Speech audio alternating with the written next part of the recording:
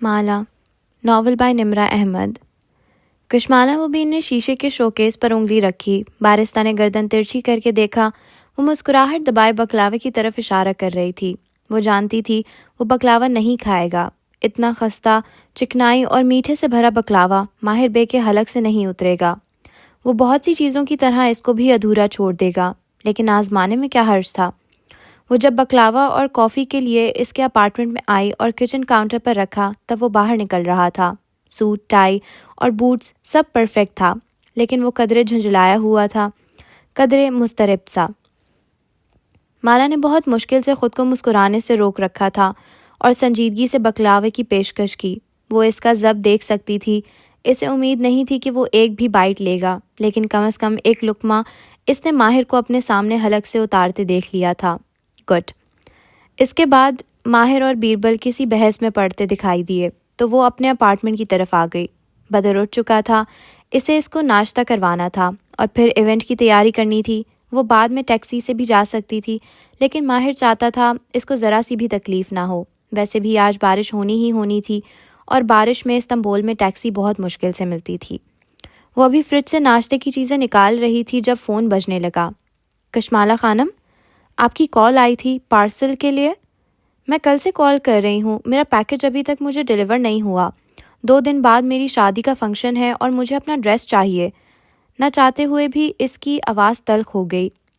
इतना बड़ा ब्रांड जो माहिर के कहने पर इसने लिया था, क्योंकि शबनम का मानना था कि इससे नीचे किसी टैग से इसे शॉपिंग नहीं करनी चाहिए, लेकिन वो वक्त पे इसे इसका ड्रेस नहीं पहुंचा सके थे। आपका पैकेज आज सुबह ही डिलीवर हो गया था। माला ने चौंक के दरवाजे की सिमत में देखा, मगर मुझे कोई पैकेज नहीं मिला। कहीं इन्होंने साथ वाले अपार्टमेंट में नहीं दे दिया। वो एकदम परेशान हुई। वो नहीं चाहती थी कि माहिर इस ड्रेस को देखे। वो सरप्राइज था।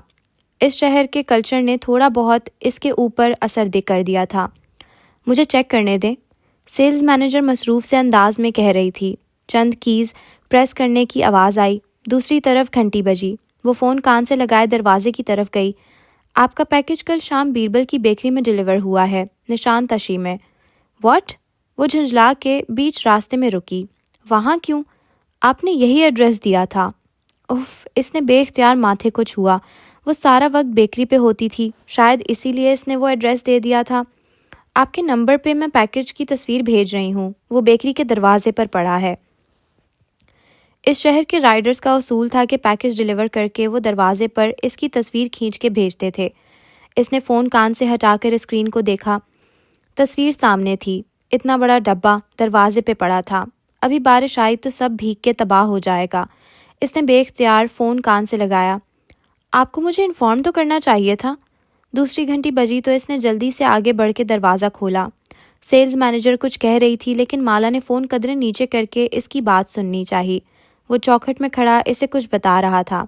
मैं जा रहा हूँ, बीरबल तुम्हें ले आएगा, वरना गाड़ी मंगवा लेना। इसने जल्दी जल्दी सारी बात सुनी। कान पर लगे फ़ोन में साथ ही बोली। फिर एकदम कुछ याद आया। हाथ हिला के माहिर को एक आखिरी ताकीद की। वो समझ जाएगा, और फिर पलट गई। सॉरी, हमें पैकेज यूँ नहीं छोड़ना चाहिए था। मैं आपकी तरफ से शिकायत रिकॉर्ड करवा देती हूँ। नहीं, ठीक है, नो प्रॉब्लम।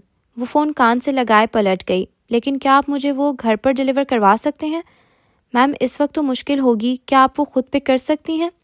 वीकेंड शुरू होने वाला था। जम्मे की नमाज के साथ इस शहर के सारे सुस्त लोग काम करना बंद कर देते थे। दरवाज़ा पीछे बंद हो चुका था।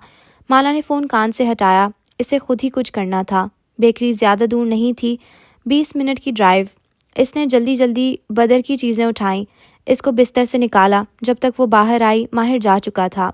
बदर को फैज़ी खानम के पास छोड़ा, इसका नाश्ता समझाया, बहुत सी ताकीद की, और स्वेटर और स्कर्ट के ऊपर कोट पहनती, ऊनी स्कार्फ गर्दन के गिर्द लपेटती वो तेज़ी से लिफ्ट की तरफ भागी। टैक्सी आसानी से मिल गई थी। अभी बादल बरसना शुरू नहीं हुए थे। वो जानती थी कि पहली बूंद के साथ जहां ज़मीन के सारे कीड़े बाहर आ जाएंगे, वहीं सारी टैक्सी ज़ेरे ज़मीन चली जाएंगी। आज सड़कों पर रश मामूल से ज़्यादा था। वो मुसलसल खिड़की के बाहर देखती, परेशानी से उंगलियां चटक रही थी। दरवाजे के ऊपर पैकेज कौन रखता है? बारिश आ गई या किसी ने फुटपाथ पर पानी गिरा दिया तो वो भीग जाएगा। اس کا کامدار لباس تباہ ہو جائے گا، پہلے ہی ماہر کا اتنا خرچہ ہوا تھا اس پہ۔ اف۔ ٹیکسی آگے بڑھ رہی تھی، بہت سے ہارن، وائپر چلنے کی آواز، ٹپ ٹپ گرتے قطرے، اور سب میں دور کسی کونے سے آواز سنائی دینا شروع ہوئی تھی، happy birthday to you. Chorus میں جیسے بہت سے لوگ بولے تھے، ظہیر کی آواز ان میں سب سے نمایاں تھی۔ مالا نے چونک کے دائیں بائیں دیکھا، وہ ٹیکسی میں اکیلی تھی، شیشے دھندلے ہو رہے تھے اور پانی ٹپ ٹپ گرتا جا رہا تھا۔ Happy birthday to you, Zaheer کی آواز اسے کیوں سنائی دیتی تھی؟ اور یہ آواز پہلی دفعہ کب آئی تھی؟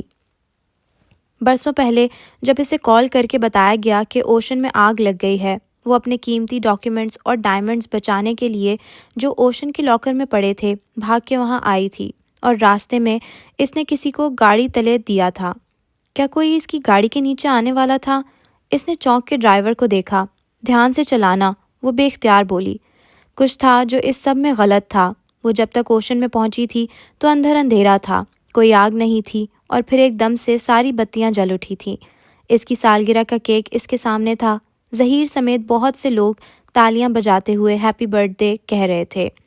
وہ ٹھیک سے مسکرا بھی نہیں سکی، وہ جلدی میں ایکسیڈنٹ کر آئی تھی اور وہ لوگ اس کو پرینک کر رہے تھے۔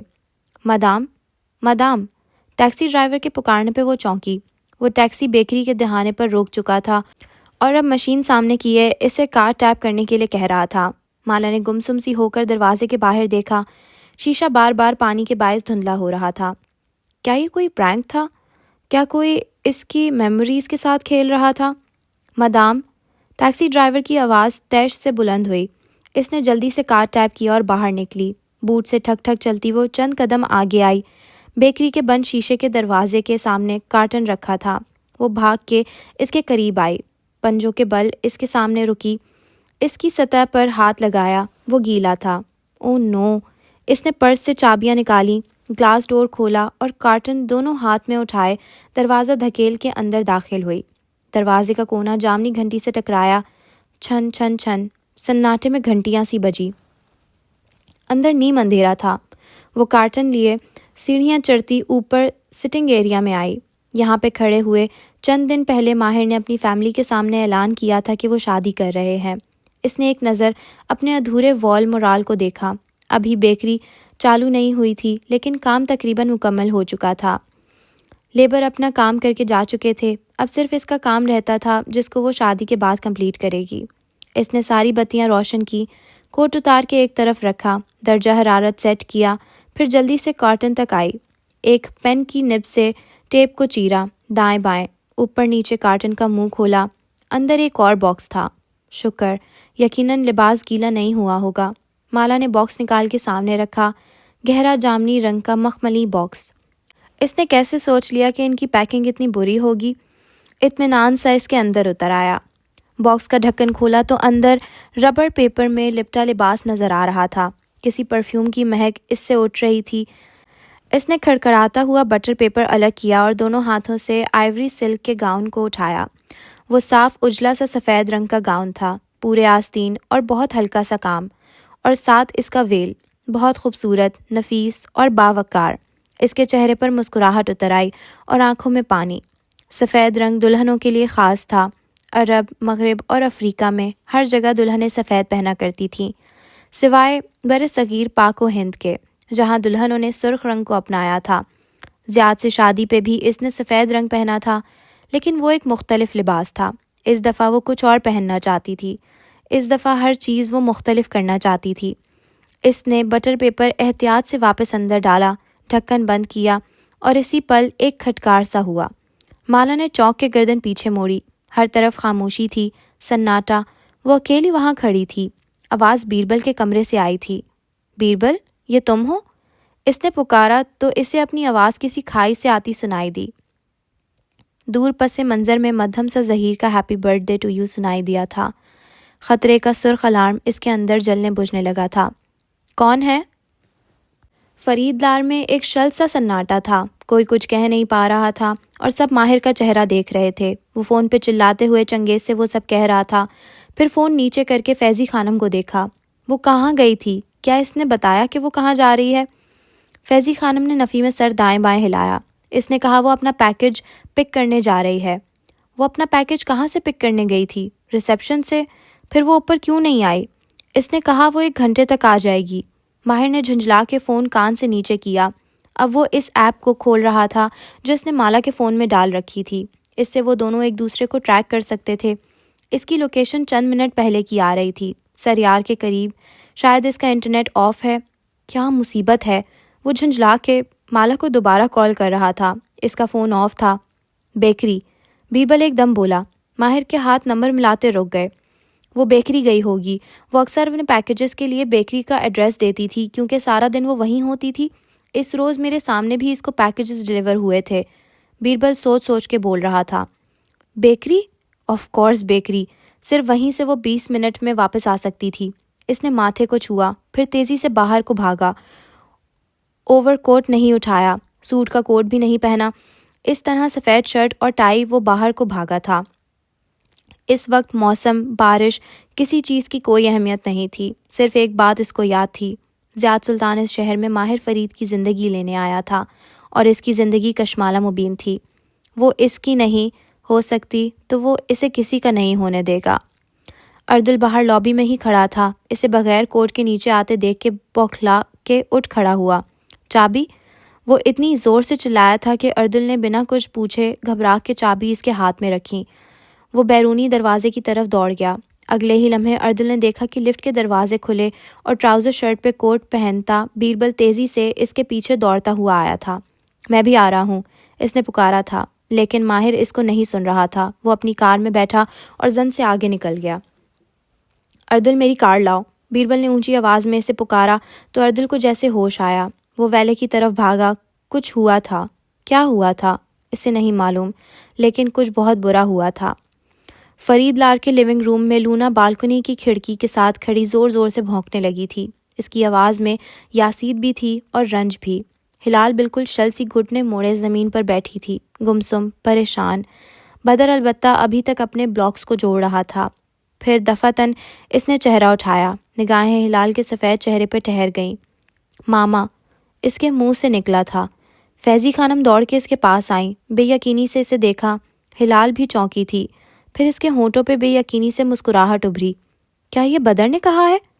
فیضی خانم اس کے سامنے گھٹنوں کے بل بیٹھی اور خوشگوار حیرت سیاس کے چہرے کو دونوں ہاتھوں میں لیا۔ دوبارہ کہو بدر۔ وہ پھولے پھولے گالوں والا بچہ اب پلکیں جھپکتا ان کو اسی طرح دیکھ رہا تھا۔ کچھ دیر گزری اور پھر وہ دوبارہ بولا، ماما، لیکن اس کی آواز میں تکلیف تھی، وہی تکلیف جو لونا کے بھونکنے میں تھی۔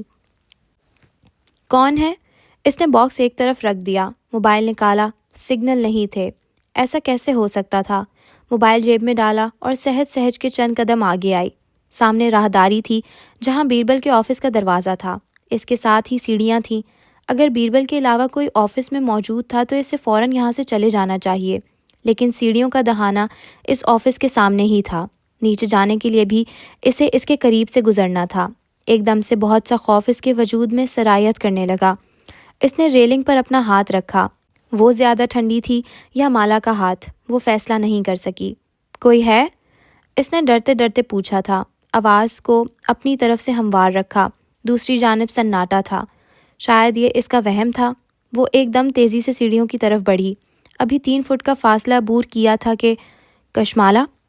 مالا وہیں پہ جم گئی، برف کے مجسمے جیسی۔ یہ نام، یہ آواز، یہ لہجہ، وہ اس سب کو پہچانتی تھی۔ وہ اس سب کو کیسے بھول سکتی تھی؟ اس کے قدم آگے نہیں بڑھ سکے۔ دھیرے سے بیربل کے آفس کا دروازہ کھلا۔ چرچراہٹ کی آواز آئی، یہاں تک کہ وہ پورا کھلتا گیا۔ وہ بے یقینی سے ساکت اس جگہ کو دیکھے گئی۔ اندھیر آفس سے ایک ہیولا سا نمودار ہوا، پھر 2 قدم آگے آیا۔ سیاہ پینٹس، سیاہ جیکٹ اور سر پر سیاہ ٹوپی پہنے، ہلکی بڑی شیو والا زیاد سلطان اور اس کا سپاٹ چہرہ۔ یہ وہ چہرہ نہیں تھا جو اس دن ہسپتال کے فاؤنٹین کے سامنے سے دکھائی دیا تھا۔ وہ چہرہ تھا جو کینیڈا میں اس فریزنگ کنٹینر میں اسے اکیلا چھوڑ کے چلا گیا تھا۔ یہ وہ چہرہ تھا جس نے جدہ میں اسے قید کر کے رکھا تھا۔ وہ بے اختیار 3 قدم پیچھے ہوئی۔ ہونٹ میں بے یقینی سے کھلے تھے اور آنکھیں وہیں ٹھہر گئی تھیں۔ ان میں الجھن تھی۔ ایک نظر اس باکس کو دیکھا، پھر زیاد کو۔ میں نے اپنے اپارٹمنٹ کا ایڈریس ہی دیا تھا، لیکن تم نے یہ کیا ہے، تم نے مجھے یہاں بلوایا ہے۔ وہ تعجب سے پوچھ رہی تھی، اسے جیسے یقین نہیں آ رہا تھا۔ زیاد نے آفس کا دروازہ بند کیا اور چوکھٹ سے ٹیک لگائے بازو سینے پر لپیٹے کھڑا اسے دیکھے گیا۔ اس کے ہاتھ میں کچھ تھا، بغل کے قریب، کچھ سیاہ سا۔ زیاد، ہم ہر چیز کلیئر کر چکے تھے، پھر تم نے یہ کیوں کیا؟ تم نے اس طرح مجھے یہاں کیوں بلایا ہے؟ تمہارے خیال میں نے تمہیں کیوں بلایا ہے؟ مالا نے نفی میں سر ہلایا، ایک قدم پیچھے ہٹی، پھر دوسرا قدم۔ یہ نہیں ہو سکتا تھا۔ اگر تمہیں مجھ سے بات کرنی تھی تو تم مجھے کال کر سکتے تھے۔ باتوں کا وقت ختم ہو گیا۔ اس کی آواز گیلی تھی، بھررائی ہوئی، اور آنکھیں بہت سی نفرت اور دکھ لیے ہوئے تھیں۔ کیا مطلب باتوں کا وقت ختم ہو گیا؟ ہم ہر چیز ڈیسائیڈ کر چکے تھے۔ میں نے اتنے برس تمہارے لیے اتنا سب کچھ کیا، لیکن کبھی تمہیں میری محبت نظر نہیں آئی؟ حقیقت کسی سرد لہر کی طرح دھیرے دھیرے اس کی ریڑھ کی ہڈی میں سرایت کرنے لگی، لیکن نہیں، وہ یقین نہیں کر سکتی تھی۔ زیاد سلطان کچھ بھی کر سکتا تھا، لیکن وہ اپنے بیٹے کی ماں کو نہیں مار سکتا تھا۔ وہ ایک قدم مزید پیچھے ہوئی، ریلنگ کے دہانے پہ۔ ہم ان باتوں سے آگے نکل آئے ہیں زیاد، میں اپنی نئی زندگی شروع کرنے جا رہی ہوں۔ کون سی زندگی؟ میری اور تمہاری زندگی ایک ساتھ جڑی ہے، یا یہ ایک ساتھ چلے گی یا یہ ایک ساتھ ختم ہوگی۔ مالا نے پھر سے نفی میں سر ہلایا۔ اس کے ابرو ابھی تک تعجب اور الجھن سے کٹے تھے۔ وہ یہ نہیں کر سکتا تھا۔ تم کیا چاہتے ہو؟ تم کیا کرنے آئے ہو؟ اگر وہ اپنے منہ سے بھی کہتا کہ وہ کیا کرنے آیا تھا تو شاید وہ یقین نہیں کر سکتی تھی۔ میں تمہارے لیے جتنا کر سکتا تھا میں نے کر لیا۔ تمہیں بدر کو میرے ساتھ ڈھونڈنا تھا، ہمیں ایک فیملی بننا تھا، لیکن تم بدر کو ڈھونڈنے کے لیے اسی آدمی کے پاس چلی گئیں۔ وہ آنکھوں میں بہت سا دکھ اور تپش لیے پوچھ رہا تھا۔ مالا کی نگاہیں اس کے سینے پر لپیٹے بازوؤں تک گئیں۔ اس کے ہاتھ میں پستول تھا اور اس کے آگے سلنسر لگا تھا۔ اس نے بے یقینی سے آنکھیں زیاد کے چہرے تک اٹھائیں۔ تم نے بدر کو اغوا کیا تھا؟ ماہر کہتا تھا ہمیشہ کہ بدر اپنے باپ کے پاس ہے۔ وہ واحد آدمی جس کو بدر کے اغوا سے فائدہ تھا وہ زیاد سلطان تھا، لیکن وہ تو اس وقت جیل میں تھا۔ یا شاید کشمالہ مبین کبھی تسلیم نہیں کر سکتی تھی کہ اس سے محبت کا دعویٰ کرنے والا شخص اس حد تک جا سکتا ہے۔ میں نے تمہارے لیے اتنا سب کچھ کیا، اس حد تک گیا کہ مجھے اپنا ہی بیٹا خود اغوا کرنا پڑا، اور اس آلیان نے سب کچھ خراب کر دیا۔ اگر وہ نہ کرتا تب بھی تم ماہر فرید کے پاس چلی جاتی۔ تم نے مجھے کیوں نہیں بلایا؟ میں بھی تمہاری مدد کر سکتا تھا۔ تم نے بدر کو اغوا کیا تھا؟ مالا نے بے یقینی سے پلکیں جھپکائیں۔ پھر وہ سب کیا تھا؟ اس کے خواب، نیا سرکار، وہ کاٹن کینڈی مین، کیا وہ سب ایلوژن تھا، نظر کا دھوکہ؟ تمہیں کبھی مجھ سے محبت تھی ہی نہیں۔ تمہارا پسندیدہ مرد ہمیشہ سے وہی تھا، کیف، ماہر۔ وہ چوکھٹ سے ٹیک لگائے کھڑا ملامت سے اسے دیکھ رہا تھا۔ تم کیا کر رہے ہو زیاد؟ مالا کی نگاہ اس کے ہاتھ پہ جم گئی۔ بغل کے قریب آدھا چھپا پستول اسے دکھائی دے رہا تھا۔ میں نے ماہر سے وعدہ کیا تھا کہ اس کی زندگی میرے ہاتھوں ہی ختم ہوگی، اور میں اپنا وعدہ پورا کرنے آیا ہوں۔ اس کی آنکھیں زیاد کی آنکھوں تک اٹھیں۔ زیاد کی آنکھوں میں پانی تھا، بے بسی تھی، نفرت، رنج۔ وہ ابھی تک حیران تھی۔ تم مجھے مارنا چاہتے ہو؟ میں تمہیں اس سے دور رکھنا چاہتا ہوں۔ میں تمہارے بچے کی ماں ہوں زیاد، اس نے بے یقینی سے یاد دلایا تھا۔ زیاد نے سر دائیں بائیں ہلایا۔ لیکن ماہر سے شادی کر کے تم صرف اس کی بیوی بن جاؤ گی۔ میں تمہیں کھو دوں گا، اس لیے بہتر نہیں ہے کہ میں تمہیں ابھی کھو دوں۔ اس نے سینے پر لپیٹے بازو کھول دیے۔ اب دایاں ہاتھ سامنے تھا، سائلنسر لگا پستول۔ مالا اس پستول کو نہیں دیکھ رہی تھی، اسی حیرت اور بے یقینی سے زیاد کی آنکھوں میں دیکھ رہی تھی۔ تم اپنے بچے کی ماں کو مار دو گے؟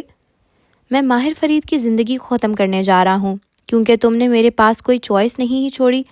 تم یہ سب کچھ ٹھیک کر سکتی تھی، تم اپنے ہی بچے کی ماں کو مار دو گے؟ اس کی آواز بلند ہوئی، تعجب کے ساتھ اس میں غصہ بھی تھا۔ تمہارے پاس چوائس تھی کشمالہ، تم، میں اور بدر، ہم ایک نئی زندگی شروع کر سکتے تھے، لیکن تم نے اس کو میرے اوپر چنا۔ تم مجھے ایک فریزنگ کنٹینر میں مرتا ہوا چھوڑ آئے تھے۔ تم مجھے ذہنی اور جسمانی طور پر ابیوز کر چکے تھے۔ تم نے اور تمہاری ماں نے اپنے جادوؤں سے میری زندگی اجاڑ کے رکھ دی تھی، میری ماں کو مار دیا۔ کیا اب بھی تمہیں لگتا ہے کہ میں تمہارے ساتھ زندگی گزارنا چاہوں گی؟ میں نے جو بھی کیا محبت میں کیا۔ محبت اور جنگ میں سب جائز ہوتا ہے۔ نہیں جائز ہوتا، کچھ بھی جائز نہیں ہوتا۔ وہ بھی اسی کے انداز میں زور سے چلائی تھی۔ آنسو کب اس کی آنکھوں سے گرنے لگے اسے معلوم نہیں تھا۔ مجھے کسی بھی چیز پہ افسوس نہیں ہے زیاد۔ میں نے تم سے طلاق لی، اپنے بچے کو خود پالا، اور پھر میں نے اپنی زندگی نئے سرے سے شروع کرنے کا سوچا، اور اب تم گن لے کر میرے سامنے آ گئے ہو اور چاہتے ہو کہ میں تمہیں منتخب کر لوں۔ وہ جیسے حیران تھی، بے یقین تھی، صدمے میں تھی۔ زیاد کے چہرے پہ بہت سی بے بسی ابھری۔ تم اب بھی چوائس کر سکتی ہو۔ مالا نے نفی میں سر دائیں بائیں ہلایا۔ میں بیوقوف بھی ہوں اور بہادر بھی۔ میں کبھی بھی تمہیں منتخب نہیں کروں گی۔ میں اگلی 7 زندگیوں میں بھی ماہر کو ہی منتخب کروں گی، کیونکہ وہ اصل مرد ہے جیسے ایک مرد کو ہونا چاہیے۔ تم نے نہ مجھ سے محبت کی، نہ میری عزت کی، نہ تم نے کبھی مجھے اپنی فیملی سمجھا۔ میں صرف ایک ٹرافی تھی تمہارے لیے۔ رہا ماہر تو وہ واقعی ہمیشہ سے میرا پسندیدہ مرد ہی تھا۔ کچھ تو تھا اس میں۔ اس کی بات ادھوری رہ گئی۔ زیاد نے ایک دم پستول والا بازو اس پہ تان لیا۔ مالا 2 قدم پیچھے ہوئی، بے اختیار دونوں ہاتھ اٹھا دیے۔ Okay, I am sorry. اس نے تھوک نگلا۔ میں جانتی ہوں جو میں نے کیا اس پر تمہیں دکھ ہے۔ آواز ٹوٹ ٹوٹ کے حلق سے نکل رہی تھی اور آنکھیں پستول پہ جمی تھیں۔ وہ مرنا نہیں چاہتی تھی۔ تم مجھ سے نفرت کرتے ہو، تم مجھے ماہر کا ہوتا ہوا نہیں دیکھنا چاہتے، لیکن اگر تم مجھے مار دو گے تو بدر کا کیا ہوگا؟ وہ ہمارا بیٹا ہے، وہ اکیلا رہ جائے گا۔ آنسو ٹپ ٹپ اس کے چہرے پہ پھسل رہے تھے اور دونوں ہاتھ اٹھائے کھڑی تھی۔ زیاد کا بازو اسی طرح لمبا تنا ہوا تھا اور ہاتھ ٹریگر پہ تھا۔ تم ایک سیریل کلر ہو، عادی قاتل۔ تم مجھے مار کے بہت آسانی سے یہاں سے بچ کے نکل جاؤ گے، لیکن بدر کو تم کبھی اپنے ساتھ نہیں رکھ سکو گے۔ وہ اپنی ماں کے بغیر نہیں رہ سکتا۔ کوئی بھی بچہ اپنی ماں کے بغیر نہیں رہ سکتا۔ ماں چھوڑ کے چلی جائے تو زندگی آدھی ختم ہو جاتی ہے۔ تم میری اور ماہر کی نفرت میں اپنے بچے کو اس کی ماں سے محروم کر دو گے۔ مالا کے ہوا میں اٹھے ہاتھ کپ کپا رہے تھے۔ دل زور زور سے دھڑک رہا تھا۔ چمکتے ہوئے پستول کی نال اس پہ جمی تھی۔ زیاد بھیگی آنکھوں سے اسے دیکھتا پستول اس پہ تانے ہوئے تھا۔ تم اب بھی چوائس کر سکتی ہو۔ میں تم سے جھوٹ نہیں بولوں گی۔ موت کے خوف سے بھی مالا جھوٹ نہیں بولے گی۔ تم مجھے چھوڑ دو تب بھی میں تمہارا انتخاب نہیں کروں گی۔ میں اور تم کبھی بھی ایک ساتھ نہیں ہو سکیں گے، لیکن اگر تم نے مجھے مار دیا تو بدر اکیلا رہ جائے گا۔ تمہاری زندگی ناپائیدار ہے زیاد۔ تم ایک ملک سے دوسرے ملک بھاگتے پھرتے ہوگے۔ تم کبھی بھی ایک بچے کو اپنے ساتھ نہیں رکھ سکتے۔ ہمارا بچہ یتیم خانے میں پلے گا۔ کیا تم یہی چاہتے ہو؟ اسے لگا کہ زیاد کا پہلو میں گرا دوسرا ہاتھ ہلکا سا لرزا ہے۔ بے اختیار مٹھی بھینچ لی۔ اس کی ہمت بڑھی۔ بدر کا سوچو، تمہیں اپنے بچے کی ذرا سی بھی پرواہ تو ہوگی؟ جیسے تم نے ایک ابیوز بچپن گزارا، تمہیں مارا گیا، ڈانٹا گیا، بے عزت کیا گیا، وہی سب بدر کے ساتھ ہوگا اگر وہ کسی کی یتیم خانے میں بڑا ہوگا۔ اس کو محبت نہیں ملے گی اور وہ پہلے ہی آٹسٹک ہے۔ آنسو گرتے جا رہے تھے اور وہ گیلی آواز میں تیز تیز بولتی جا رہی تھی۔ اس نے پہلی دفعہ اپنے منہ سے اعتراف کیا تھا کہ وہ آٹسٹک ہے۔ میرا بیٹا بول نہیں سکتا تمہاری اور میری وجہ سے۔ اس نے کبھی ماما نہیں کہا۔ میں نے کبھی اس کے منہ سے اپنا نام نہیں سنا۔ ایسے بچے کو اگر ہم دونوں چھوڑ دیں گے تو وہ کیا کرے گا زیاد؟ دونوں ہاتھ اٹھائے سے محسوس ہوا کہ اس کی ہتھیلیاں کپ کپا رہی ہیں۔ تم مجھے مارنا چاہتے ہو تو مار دو، تمہاری جیت ہو جائے گی، لیکن ہمارا بچہ ہار جائے گا۔ وہ ماں کے بغیر سروائیو نہیں کر سکے گا۔ ماں کے بغیر سروائیو کرنا آسان نہیں ہوتا۔ اس کی آواز ٹوٹ گئی۔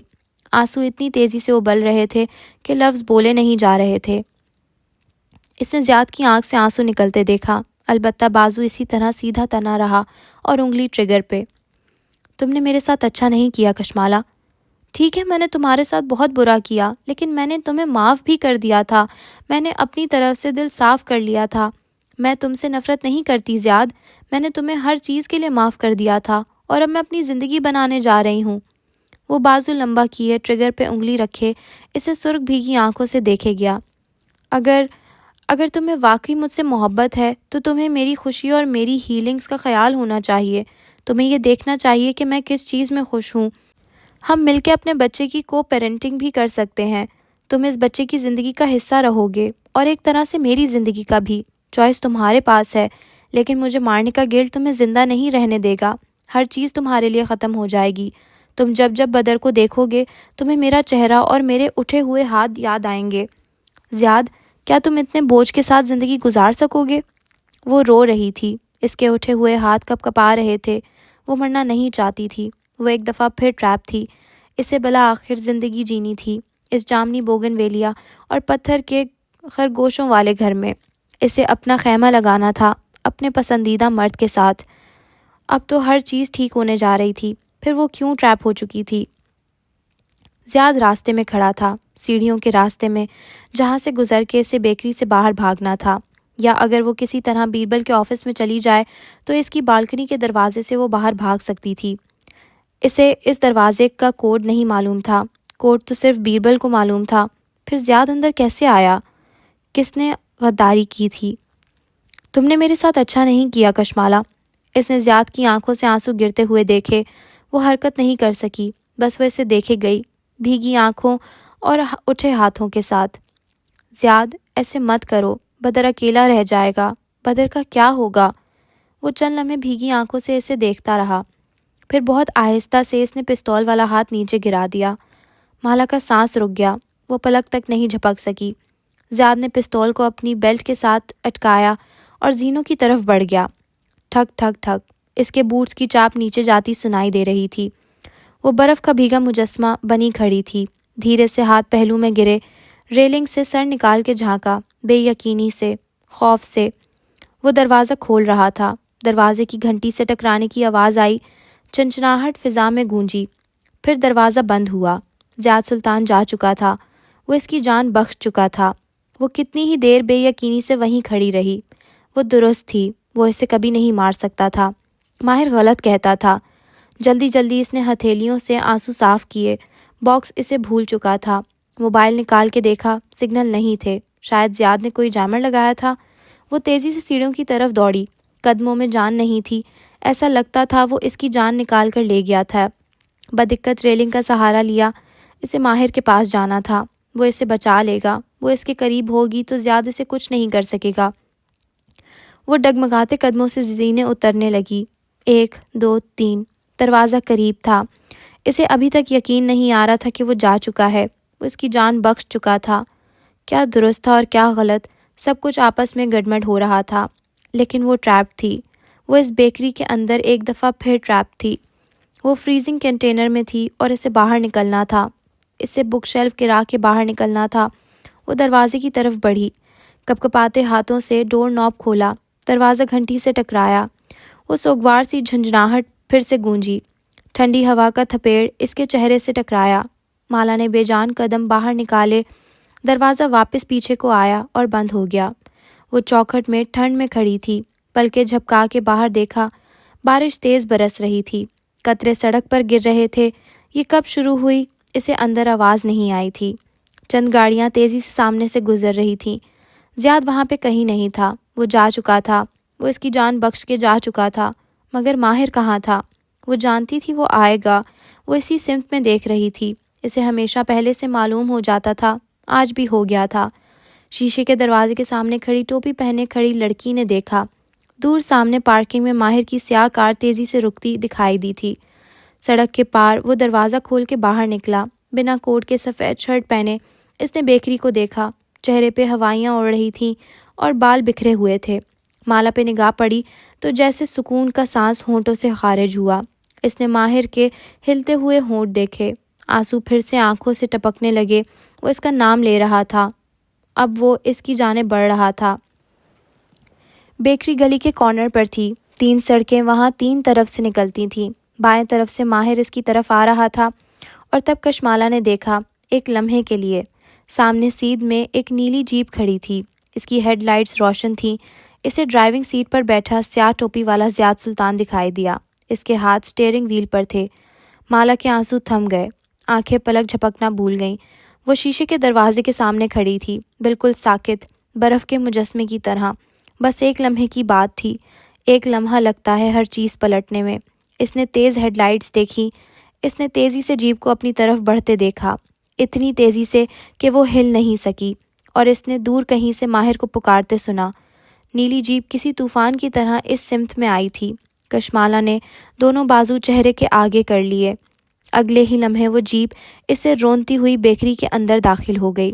چھناکے سے بہت شیشے ٹوٹے، جامنی گھنٹی زور سے فرش پر آ گری، ہر طرف کرچیاں تھیں، چیخیں تھیں اور بہت سا خون، بس ایک کار کریش۔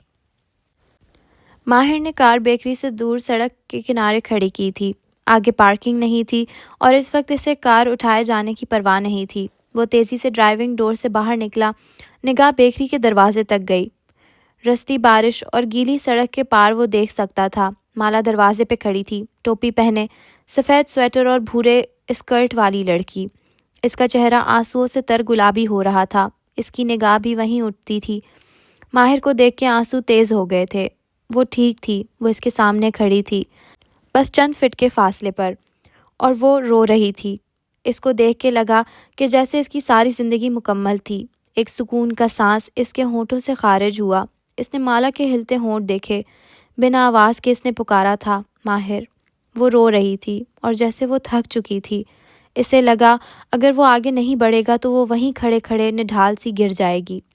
اس نے دروازہ بند کیا اور تیزی سے اس طرف قدم بڑھائے۔ آسمان سے برستا پانی اس کے بالوں اور سفید شرٹ کو لمحوں میں بھگو گیا تھا۔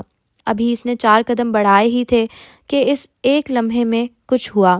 ایک تیزی سے آتی نیلی جیپ اسے صرف کنکھیوں سے جھلک دکھائی دی۔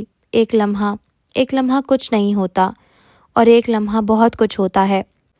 ماہر نے اگلا قدم بڑھایا بھی نہیں تھا جب کسی بے مہار ہاتھی کی طرح وہ وہیکل جیپ فل اسپیڈ سے مالا تک آئی۔ اس ایک لمحے میں اس نے صرف مالا کا چہرہ دیکھا جو اپنی جگہ سے ہل نہیں سکی تھی، بس اس کے جسم نے ریفلیکس ایکشن کے طور پہ دونوں بازو چہرے کے آگے کر لیے تھے۔ وہ چلا بھی نہیں سکا۔ ایک چیخ تھی جو حلق میں گھٹ گئی تھی۔ وہ سڑک کے وسط میں تھا، قدم زنجیر ہو چکے تھے اور شیشوں کے ٹوٹنے کا دھماکہ ہر شے پہ بھاری تھا۔ اس نے جیپ کو شیشے کے دروازے میں گھستے دیکھا، ایسے کہ دروازہ چھناکے سے ٹوٹ گیا۔ اس نے جیپ کے کھلتے ہوئے ایئر بیگز دیکھے۔ اس نے اپنے قدموں کو تیزی سے بیکری کے ٹوٹے ملبے کی طرف بھاگتے دیکھا۔ کرچیاں، لکڑی کے ٹکڑے، چیخوں کی آواز۔ وہ دوڑتے ہوئے بیکری کے کھلے دہانے سے اندر آیا، گردن دائیں بائیں موڑی، ہر طرف دھواں تھا جو شاید جیپ کے انجن سے نکل رہا تھا۔ وہ وہیں رکی کھڑی تھی۔ ٹوٹی ہوئی گھنٹی اس کے پیر سے ٹکرائی، وہ لڑکھڑاتے گرا، گھٹنے زمین پر لگے اور دونوں ہاتھ بھی۔ بہت سی کرچیاں جلد میں پیوست ہوئی، لیکن اس کا جسم بھی ویسے ہی شل تھا جیسے ذہن۔ اسے لگا وہ دوبارہ اٹھ نہیں سکے گا، لیکن اسے اٹھنا تھا۔ اسے اس کو ڈھونڈنا تھا، سفید سویٹر اور بھورے اسکرٹ والی لڑکی کو۔ وہ ہتھیلیوں سے زمین پر زور دیے اٹھ کھڑا ہوا، کرچیاں ہاتھوں میں پیوست ہوئیں، خون بہنے لگا۔ وہ لنگڑاتا ہوا چند قدم آگے آیا اور وہیں اسے وہ نظر آ گئی۔ وہ سر کے بل زمین پر گری تھی۔ ماہر کے حلق میں دبی چیخ دوبارہ نہیں نکل سکی۔ وہ اسی طرح بے یقینی سے، حیرت سے قدم قدم چلتا اس کے قریب آیا، پھر گھٹنوں کے بل وہیں بیٹھتا چلا گیا۔ وہ پلک نہیں جھپک پا رہا تھا، حیران، شل، نگاہیں اس کے وجود پہ جمی تھیں۔ وہ سر کے بل گری تھی، ٹوپی کہیں دور جا گری تھی، سفید سویٹر کے وسط میں بہت سا خون تھا اور ایک ٹوٹا شیشے کا ٹکڑا جو اس کی گردن میں لگا تھا۔ اس کے باعث وہ تھوڑی سیدھی نہیں کر سکتی تھی۔ دھیرے دھیرے سانس لیتی وہ چھت کو دیکھ رہی تھی۔ ماہر نے انہی شل نظروں سے اسے دیکھا۔ وہ گھٹنوں کے بل اس کے سر کے قریب بیٹھا تھا۔ اس کا جسم کچھ بھی کرنے سے انکاری تھا، نہ ہاتھ ہل رہے تھے، نہ حلق سے آواز نکل رہی تھی۔ وہ دیکھ سکتا تھا کہ اس لڑکی کے سر کے پیچھے سے خون نکل کے ارد گرد ایک تالاب بنا رہا تھا۔ خون کہاں کہاں سے نکل رہا تھا، وہ کہاں کہاں ہاتھ رکھ کے اس کا بہاؤ روک سکتا تھا، اس کو کچھ سمجھ نہیں آ رہا تھا۔ ذہن بالکل سن تھا اور ہاتھ اٹھنے سے انکاری تھی۔ وہ سبز آنکھیں چھت پہ جمی تھیں، پلکیں جھپکاتی اس کی سانس سے خراہٹ کی سی آواز آ رہی تھی، ہونٹ بار بار کپکپاتے تھے۔ اس نے نگاہیں دھیرے سے موڑی تھیں۔ ساکت سا ماہر فرید گھٹنوں کے بل اس کے ساتھ بیٹھا تھا، سفید شرٹ اور ہاتھوں پہ خون تھا، اور وہ کسی برف کے مجسمے کی طرح اسے دیکھ رہا تھا۔ اس کی سبز آنکھوں میں پانی بھر رہا تھا۔ اس نے ہونٹ بدقت ہلائے لیکن کوئی آواز نہیں نکلی، بس آنکھ میں پانی جمع ہوتا گیا۔ ایک آنسو آنکھ سے نکل کے کن پٹی سے لڑکتا بالوں سے رستے خون میں گم ہو گیا۔ اس آنسو میں بہت کچھ تھا۔ وہ 3 بہن بھائی ایک فربیہ عورت کے ساتھ لگے کھڑے تھے، اور وہ آدمی پاسپورٹ اور بیگ لیے ایئرپورٹ پر آگے بڑھ رہا تھا۔ اس کا باپ اسے چھوڑ کے رزق کی تلاش میں سعودی عرب چلا گیا تھا اور پھر وہ اس فیملی کا باپ بن گئی تھی۔ وہ تیزی سے کار ڈرائیو کر رہی تھی۔ اوشن میں آگ لگی تھی اور اسے اپنی قیمتی چیزوں کے لیے اوشن پہنچنا تھا جب سامنے ایک آدمی بونٹ سے آ کے ٹکرایا تھا۔ وہ مری ہوئی فاختہ اس کے ہاتھوں میں تھی اور وہ ناخنوں سے مٹی کھود رہی تھی۔ وہ تینوں ایک ہی رضائی میں ماں کے ساتھ بیٹھے تھے، درمیان میں مونگ پھلی رکھی تھی۔ اس نے جرابیں نہیں پہن رکھی تھیں اور پیر ٹھنڈے تھے اور ماہی کے پیر گرم تھے۔ ماں کروٹ کے بل سوئی تھیں۔ وہ صبح اٹھ کے ان کی طرف آئی تھی۔ ان کا چہرہ سفید تھا، وہ جا چکی تھی۔ اس نے بک شیلف اس آدمی پہ زور سے دھکیلا تھا۔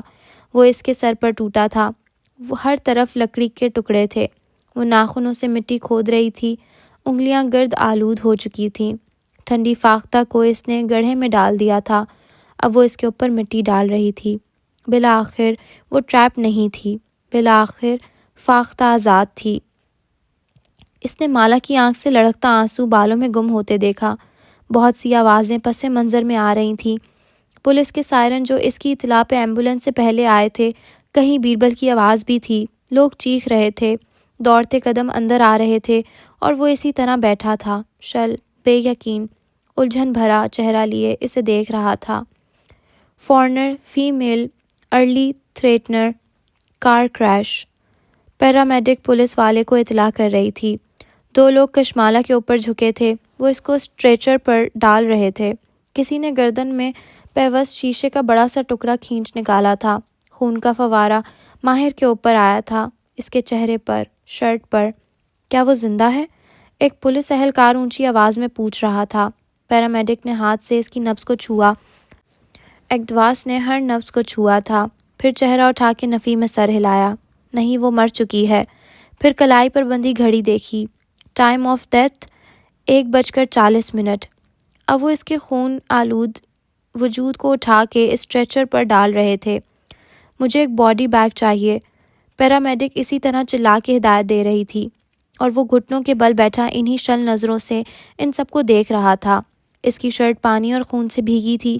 کسی نے اس کے کندھوں پر کچھ ڈالا تھا، گرم کمبل یا شاید کوٹ، لیکن سردی، پانی، ہر چیز کا احساس ختم ہو چکا تھا۔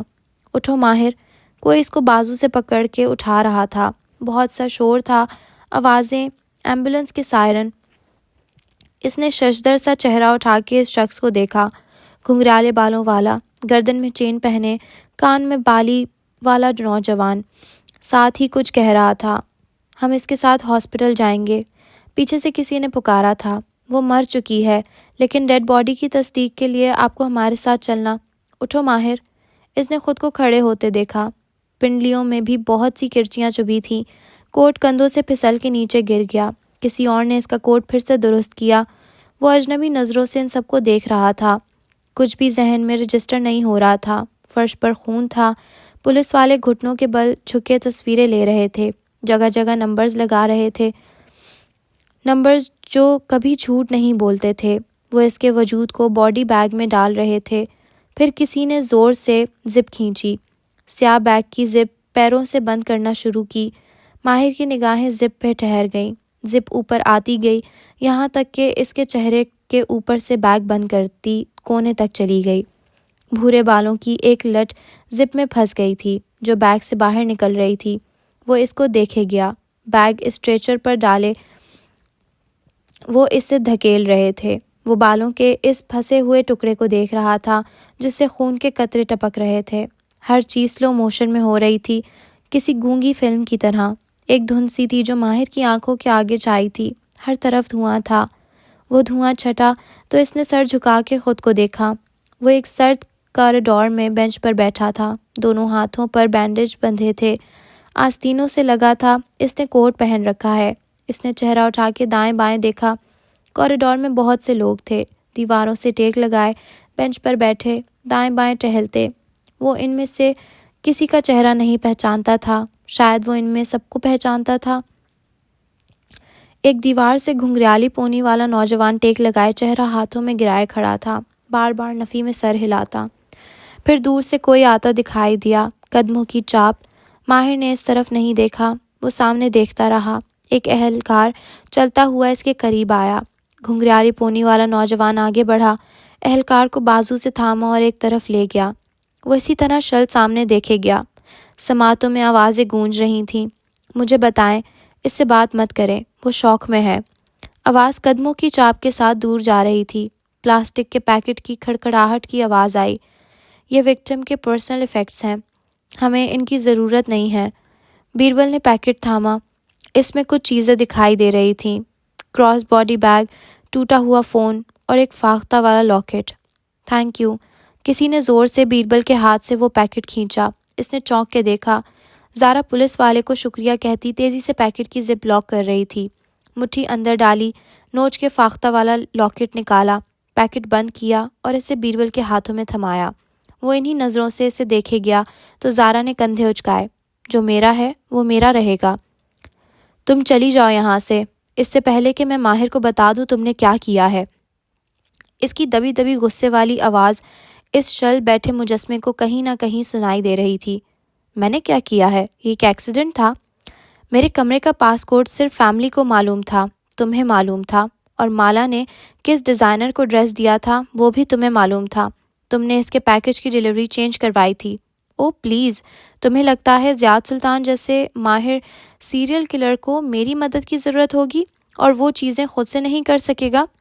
اسے تمہاری مدد کی ضرورت نہیں تھی زارا، وہ صرف تمہیں اس خون میں شریک کرنا چاہتا تھا۔ Please leave.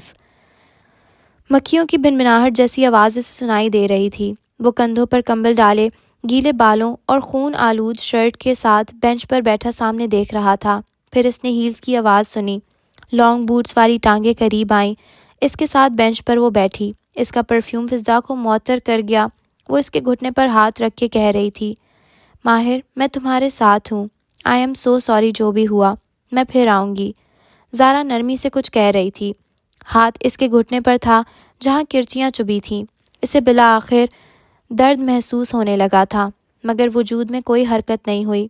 پھر لانگ بوٹس اٹھ کھڑے ہوئے، ان کی دور جاتی چاپ سنائی دینے لگی۔ دوسری طرف سے کوئی اور اس کے قریب آ کے بیٹھا تھا، سلیو لیس جیکٹ اور مونچھوں والا آدمی۔ کیا وہ اس کو پہچانتا تھا؟ تم درست تھے، زیاد نے اسائنمنٹ اپنی قید کے دوران ہی مکمل کر لی تھی۔ جن دنوں بدر کو گلاتا ٹاور میں کینڈی مین ملا تھا، ان دنوں زیاد سلطان استنبول میں ہی تھا۔ بدر کو اغوا کرنے کے بعد وہ حکومتی معاہدے کے مطابق جیل واپس چلا گیا۔ ایسی ڈیلز حکومتیں وقت پہ ظاہر نہیں کرتیں۔ جب اس کی رہائی کا وقت آن پہنچا تھا، اس نے ظاہر کیا کہ وہ اب اسائنمنٹ کرنے لگا ہے، حالانکہ ہر چیز وہ وقت پہ پہلے ہی کر چکا تھا۔ اس نوجوان جادوگر نے ہمیں گمراہ کیا اور ہم غلط سمت میں چل پڑے۔ اگر ہم سارا فوکس تمہاری حفاظت پہ نہ لگاتے تو شاید ہم مالا کو بچا لیتے۔ کوئی کسی کو نہیں بچا سکتا، ماہر نے خود کو کہتے سنا۔ بھوری آنکھیں سامنے دیوار پہ جمی تھیں۔ پھر اسے محسوس ہوا کہ اس آدمی کا بھاری ہاتھ اس کے کندھے کو تھپک رہا ہے۔ جیپ سے بیکری پہ چڑھائی کرنے کے بعد سی سی ٹی وی فوٹیج کے مطابق اس کی کار کے ایئر بیگ کھل گئے تھے، جن کے باعث وہ زیادہ زخمی نہیں ہوا تھا۔ چند لوگوں نے اسے کار سے نکل کے پچھلی گلی کی طرف بھاگتے دیکھا تھا۔ اس کی ٹانگ سے خون بہہ رہا تھا، لیکن وہ اتنا زخمی نہیں تھا کہ بھاگ نہ سکتا۔ تب سے اس کا کوئی پتہ نہیں ہے۔ اس کی کار سے صرف ایک جیمر ملا ہے، جس کی وجہ سے مالا وقت پہ کسی کو کال نہیں کر سکی تھی۔ کار رینٹل تھی، اس نے جعلی شناخت استعمال کی تھی۔ اس کے علاوہ اس کا کوئی نام و نشان نہیں ملا۔ ہر دفعہ کی طرح زیاد سلطان پھر سے غائب ہو چکا ہے۔ وہ دھند پھر سے چھانے لگی، کسی سلو موشن بنا آواز کے فلم کی طرح۔ دنیا پھر سے گونگی ہو گئی۔ دور کہیں ایک اور عمارت میں ویل چیئر پر بیٹھا بوڑھا شخص اینک لگائے ایک کتاب پڑھ رہا تھا۔ عمار تیزی سے بھاگتا اس کے قریب آیا۔ ہاتھ میں فون تھا جس پہ کال جاری تھی۔ عبد المالک فرید نے چہرہ اٹھا کے اسے دیکھا، دھیرے سے اینک اتاری۔ وہ پلک تک نہ جھپک سکے۔ وہ پھولی سانسوں کے درمیان رک رک کے بتا رہا تھا۔ اینک ان کے ہاتھ سے چھوٹ گئی، گود میں جا گری، کتاب بند کر دی، ہاتھ سے پیشانی کو چھوتے ہوئے آنکھیں بند کر کے چہرہ جھکا دیا۔ پلکیں بھیگ گئیں۔ عمار پنجوں کے بل سامنے بیٹھا بوکھلائے ہوئے انداز میں تفصیلات بتا رہا تھا۔ تب انہوں نے چہرہ اٹھایا، کریلے کے خول جیسی جھریوں والا چہرہ۔ تمہیں معلوم ہے تم نے کیا کرنا ہے، انہوں نے خود کو کہتے سنا تھا۔